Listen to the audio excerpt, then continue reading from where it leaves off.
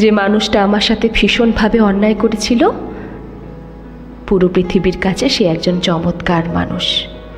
প্রথমে খুব অবাক হয়েছিলাম, পরে বুঝলাম মানুষ তার ভুল পাল্টে ফেলতে পারে নিমেষেই। মহাকালের মঞ্চে ওই মানুষটা যখন ভালো মানুষের অ্যাওয়ার্ড হাতে নিয়ে বিজয়ীর হাসি হাসে, আমার ভেতরটা তখন নিঃসীম পরাজয়ে কুঁকড়ে যায়। আমি চিৎকার করে বলতে নেই মানুষটা ভালো না। পৃথিবীর হাততালির শব্দে আমার চিৎকারটা স্তব্ধ হয়ে যায়। আমি জানলাম পৃথিবীটা একটা পপুলারিটি কন্টেন্ট। এখানে ভীষণ অন্যায় করেও হাততালি পাওয়া যায়, প্রচণ্ড ভালো হয়েও নরকের খাতায় নাম লেখাতে হয়। আমি জানলাম মানুষ কেন অভিনয় করে।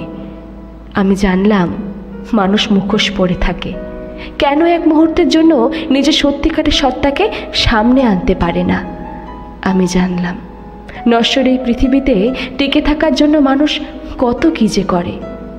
মানুষ সব পারে, সব কিছুই করতে পারে, সব।